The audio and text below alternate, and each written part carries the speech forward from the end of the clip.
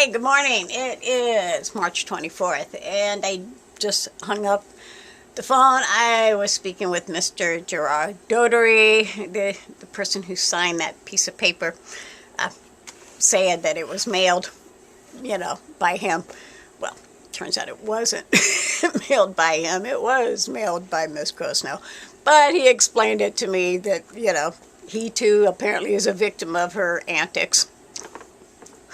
How am I not surprised, right? But basically because, I wanted to know if I needed to lawyer up if he was representing her, and he was kind enough to call me back, and he said, actually, no, he's not representing her, that he was having lunch inside the cafeteria, inside the courthouse. And apparently she walked in because she was trying to file that paperwork, and a bit flustered because I told him, my case with her, the reason I have that settlement agreement is because she commits perjury in order to get stuff, particularly in the courthouse. And he's like, well, I was having lunch. This is what I'm hearing. I was having lunch, and she came in. She was all flustered, and she was saying that she needed to have anybody sign this piece of paper so that she could file it with the clerk. And so he goes, I was having lunch, so I just wanted her to go away. So I went ahead and signed it. You can't fault the man for that one, right? So, yeah. Apparently she, had him sign it. And I said, well, I noticed that it's all handwritten and it's not typed out. And so, but it's also written to the wrong address.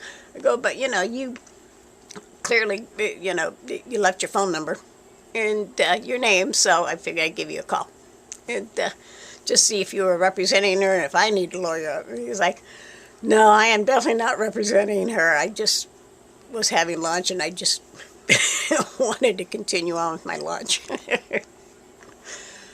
Yeah. So, so apparently, whatever the judge decides on this paperwork here, he's going to decide. I just know I want the settlement agreement to come to an end.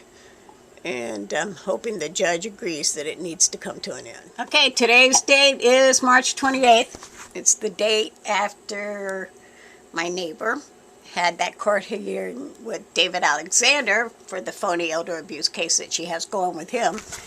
And so now I gotta show up at the courthouse on 5/1, May 1st. And of course, here's a copy of that contract again. At the very beginning, it says this agreement is binding and enforceable between parties. And if any payment is not made under this agreement, the judgment creditor, that being me, may end the agreement and enforce judgment in any matter that the law permits. But apparently I have to go to court again. Yes, and prove I deserve to end this contract because the crazy neighbor claims she's made all her payments. So luckily for me, I've got everything on Google Docs and whatnot, but still such a hassle just to get money from somebody. She could just put it on a credit card. And at this point I'm seriously thinking, if for any reason they don't allow me to terminate this contract, I'm just not going to cash any more checks if she should send one, because I do have that lien on her house. So,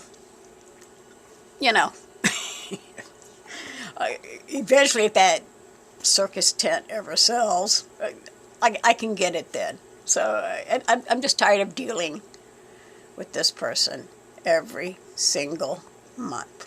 And so, this needs to be ended. So, okay, May 1st, I got to be at the Simi Valley Courthouse at 9 a.m. and have a fight with my neighbor again. Okay, so today's mail did bring the official notice about the court date on May 1st at 9 a.m. in room S1, Simi Valley Courthouse. And it does say I must go to court if I want to be heard. So I'm not required. that's good. But I definitely think I want to go just because it probably is a smart thing to do. But even if I don't go, they'll rule. And, of course, bring evidence to the hearing to support your request. Because I am requesting to end that settlement agreement. So, yeah. Hopefully, after May 1st, that contract will no longer be in existence. But with the court system, yeah, there's no guarantees.